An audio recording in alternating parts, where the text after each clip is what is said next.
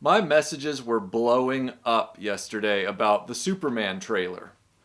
All my friends asking me what I thought. Have you seen it? Of course, I'd seen it. And I think they were asking me because a lot of my friends know that, one, Superman is my favorite superhero of all time. Two, that I collected his comic book, all of his comic book titles. I collected all of them in an unbroken run from the John Byrne relaunch in 1986-87 all the way through 2007. I had every single one-off issue, every single special, all four titles every month. I had all of them. And I'd read all of them. And I had also read I have a lot of the archive editions from DC, and I have a lot of other collected volumes of past Superman stuff, and I have a lot of Bronze Age Superman that I collected as well from before Crisis of Infinite Earths. Of course, I love the Superman movies with Christopher Reeve, and I've done multiple videos about superpowers and super friends and all that kind of stuff. So I guess that's probably why people were asking me about this. But one particular conversation that I had with a friend that I've known for several years really kind of brought it all home for me. We were talking back and forth because they'd hit me up asking me what I thought of the new trailer, and it kind of evolved into this conversation about he was asking me what my best depictions of these characters were in the DC universe, and I said, well, the comic books. And he said, the comic books are dumb. It's like, well, without the comics, you wouldn't have these movies. So that's an intellectually dishonest and fraudulent statement. And I said, well, if you're talking about adaptations from the comics, if we're going to go there, then it's going to be the Bruce Timm, Paul Dini DC animated universe, the Justice League Unlimited, the Batman animated series, the Superman animated series. He said, I'm not talking about that cartoony stuff. That's for kids. And that was when it all came home to me. And that was when I realized, oh, okay. We're now dealing with a cultural problem and a psychological problem.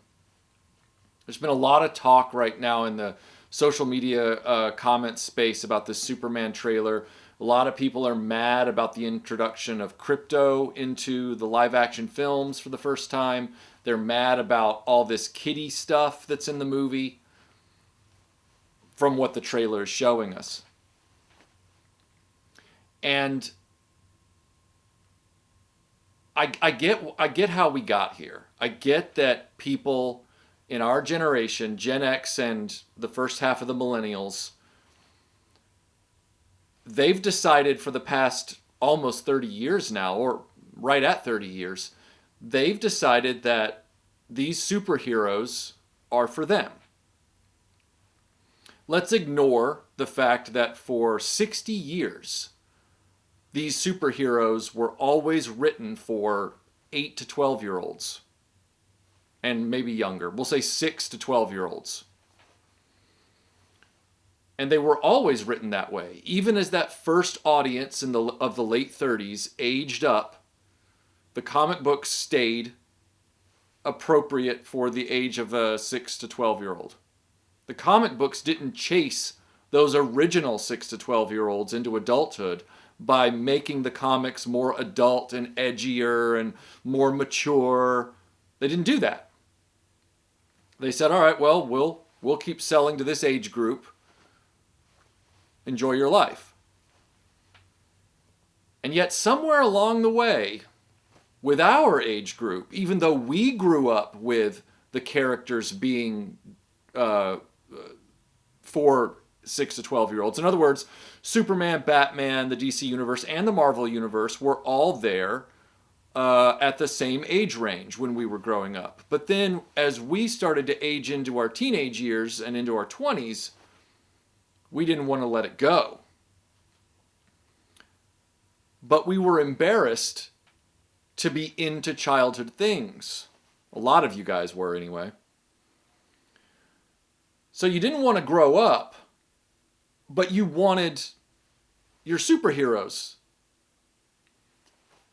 One, I don't understand why so many guys in our generation and the millennials, why they have such a hang up about being cool with kid stuff. I like the wonder and the whimsy of Christopher Reeve's Superman films. I don't have a problem with the way that the characters are depicted in Super Friends and all that kind of stuff. I mean, certain episodes aren't written all that well, but I don't have a problem with the way the characters are presented and the age group they're presented for. There is a big difference between writing a story logically and credibly and writing it for an adult. Those are two totally different things. I've always maintained that you should be writing logically and credibly for a child. That doesn't mean you write it like you would for an adult. But somewhere they've gotten it all backward. And half of our generation or more has decided that no, I don't want to be embarrassed liking superheroes. So I want them to be for me. I want them to write them for me, not for my kids. I want my kids to be into them, but I don't want them to write them for kids because I don't want to be embarrassed going into that theater. I want them to write them for me. Entertain me first. Kids second, me first. With comic book superheroes. So even though Crypto, as one of the big catch points for this trailer, even though Crypto has been in the Superman mythos since the 1950s, and he may or may not work in this movie. He might be one of the plot points that doesn't work. It's a risk. I'm glad to see them trying something different for once in the live action mythology, but it is a risk. Even though he's been in the comics since the 50s. He's too kiddie. He's too whatever for these grown adult men who want their superheroes to be like safe for them. I want to still be okay with watching my superheroes. I don't want to feel embarrassed. Well, maybe instead of ruining these superheroes to fit an adult mold, maybe you should work on not being embarrassed, being okay with watching some kids stuff every now and then. Because we've lost the purity of these characters in the pursuit of making them comfortable for middle-aged men. I know so many guys in my age group that are constantly complaining about how their kids aren't into what they're into. My kid's into all that weird anime shit. Well, your kid might have been into Batman and Superman instead of that weird anime shit if the superheroes hadn't been hijacked by our generation for this long. You know, we basically put a gun to that whole genre's head in the 90s and said, you better bring it with us, Hollywood. You better keep aging it up for us, or else we're going to do something crazy. And the nadir of that whole thing was the Zack Snyder verse. And how well did that work out? How well did the edgelord DC universe work out? How well did Giga Chad Superman work out in the end? It didn't work. It was horrible. Now, I know that some of you are still going through massive amounts of cope about that. But if it had worked, we'd still be seeing it right now. But no, it tripped and fell and crawled and whimpered to a horrendous finish with The Flash and Aquaman 2, as rightly it should. That is the biggest That is the biggest embarrassment. That is the real embarrassment in the history of superhero media, is that, because that right there shows just how pathetically desperate grown adult men were at holding on to ownership of superheroes. When what should be happening is that grown men who loved these superheroes should be doing what our fathers and grandfathers did for us and them. Introducing their children to the superheroes as they should be presented to a 6 to 12-year-old. This Superman trailer, it may be a harbinger of a film that isn't very good. It looks like it's trying to introduce too much too quickly, and that's my one criticism, is that I don't know if we're going to really get as much of the Superman in a Superman movie as I would like, because it seems like it's going to be distracted by a lot of other business. It might be trying to do too much, or it might turn out just fine. I don't know. I haven't seen the film. But what I do know is that when I saw the trailer, I was like, okay, they're bringing back the brighter colors. They're bringing back the comic book whimsy. They're bringing back the action that you can see because it's not being done in an inkwell. They're bringing back comic book superheroes. Will this particular film work? Don't know. We haven't seen it yet. But it looks far more like a film that I'd take a kid to. Because superheroes are for kids. That doesn't mean that we can't enjoy them as adults. It means that we need to get okay enjoying and appreciating and respecting legacy properties for kids. And if we support those rather than try and transform them and forcibly change them to make us comfortable because apparently we're insecure about being adults that like superheroes, which is silly, but in doing so we broke them. We have got to give superheroes back to kids. You know, we talk all the time about this culture war and Hollywood breaking everything and all this kind of stuff. Well, it's like the line from First Blood. You did some pushing of your own, John. Like, we act like Hollywood is the only factor here. Oh, Hollywood, sure, they broke a lot. Hollywood busted a lot, and a lot of the busting up of these properties had to do with, you know, their own stupid ideas about a lot of things, chasing dollars. But there for a long time, the dollars they were chasing were yours. And that's how we ended up with the Snyderverse. That's how we ended up with Giga Chad Superman. And I don't want you guys to misunderstand what I'm saying. Some of you guys, including the person I had this conversation with, they immediately thought that because I was dogging on the Snyderverse, that I was dogging on the actors. My comments have nothing to do with Henry Cavill. I have no problem with that man. I have no problem with how he looked as Superman. I think he would have done a stellar job had he been given the right script. I firmly believe that Henry Cavill would still be Superman today if we had not gotten edgelord DC Universe. My comments have nothing to do with the actors. So anybody that's about to come at me trying to defend and white knight for these actors, drop it. That's not what I'm saying. I'm talking about the way the characters are written. I know there's people out there right now who are like defending Ezra Miller as a human being. I could care less. His Barry Allen, meaning the Barry Allen that was written on the page for him to perform, was not Barry Allen. It was this goofball Pauly Shore Biodome version of the character. And it sucked. And the audience handed that movie its ass for it. Until we accept that the long-term success of these superheroes has always had a bedrock foundation of the target audience is 6 to 12-year-olds, then these properties are never going to be fixed. And the fastest way for us in our own heads to fix that problem is for us to get okay quickly.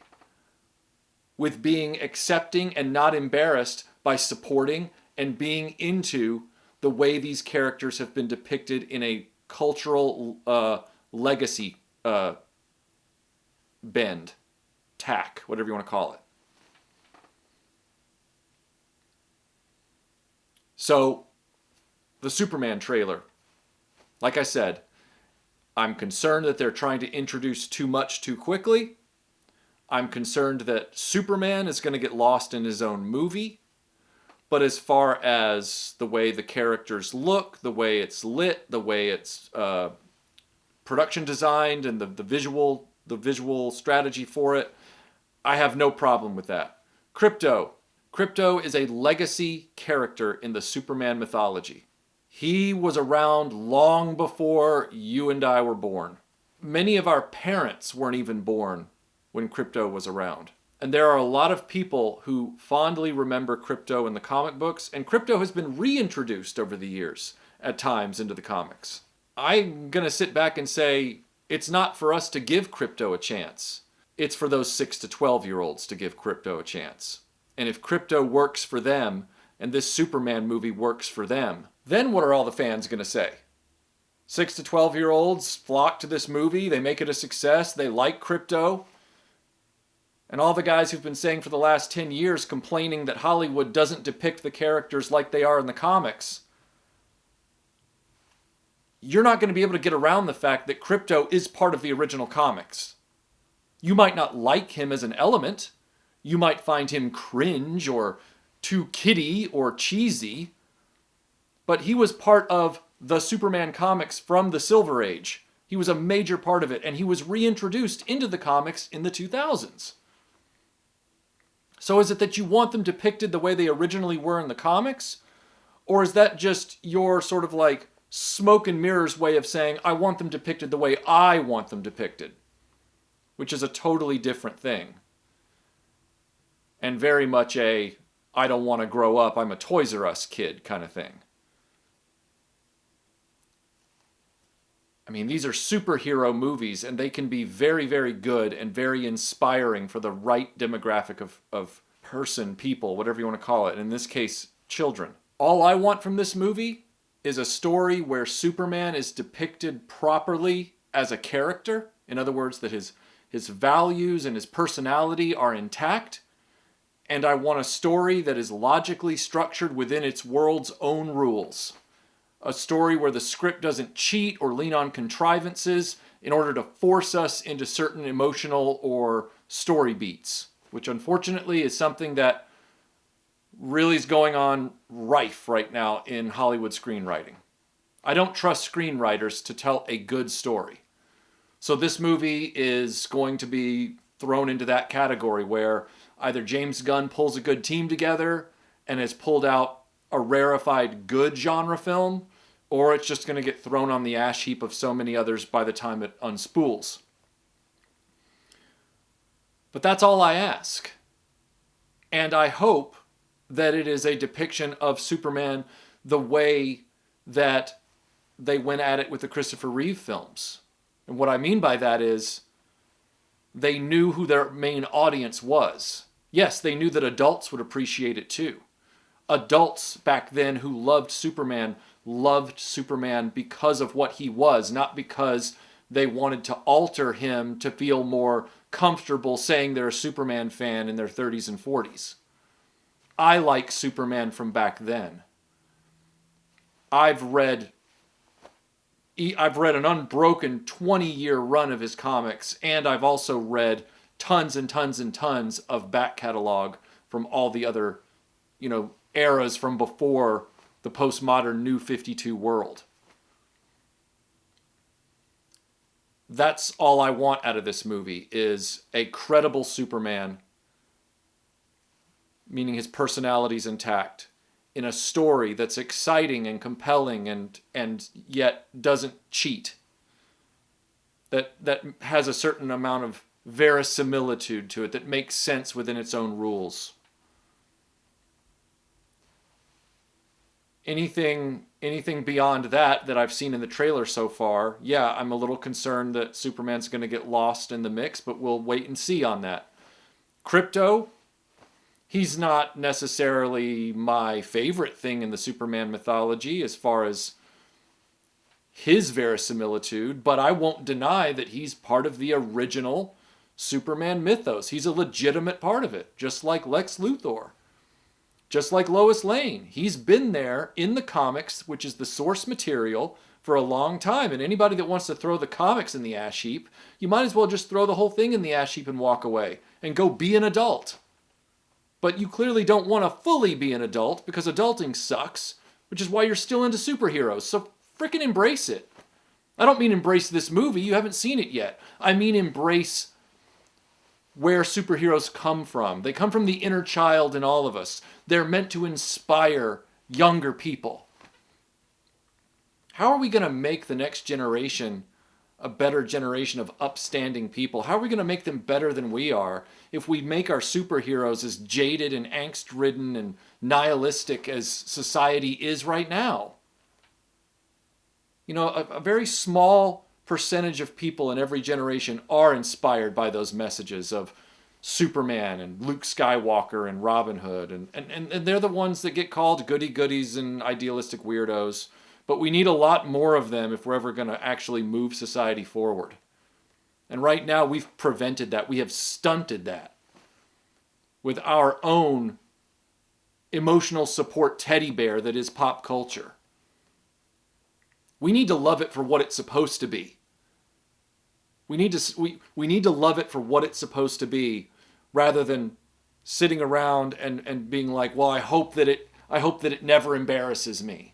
I hope that I can always declare that I love this thing in front of that next, blind date I'm on. Are you going to get out of your own way? Or are you going to keep kids caught between two worlds? The world of the person that claims, on the one side, I just want them the way I originally want them, except for this laundry list of elements that I don't want. Or you've got the other side of it, which is I want all of my superheroes to be, edgelords, all wrapped in darkness and angst. The Snyder Bros. The people that love The Boys. Which, by the way, The Boys is a meta-satire on comic books for adults. But the mistake that The Boys makes by existing is that it's taught too many people the wrong lesson and reinforced the wrong lessons in adults who are already wanting all of their superheroes to be for them, to be as twisted and jaded as they like their entertainment to be. And so now, people are like, yeah, see, that's how Superman and Batman should be. That's how the DC universe should be. Snyder had the right idea. Clearly not, because it's not happening anymore. This is the example that I'm referring to when I say that since the 90s, the tail has been wagging the dog when it comes to the superhero genre. We're the tail. The genre's the dog. It is high time. It is beyond late for the dog to start wagging its own tail again. And crypto might very well be the perfect metaphor for that. Home. Take me home.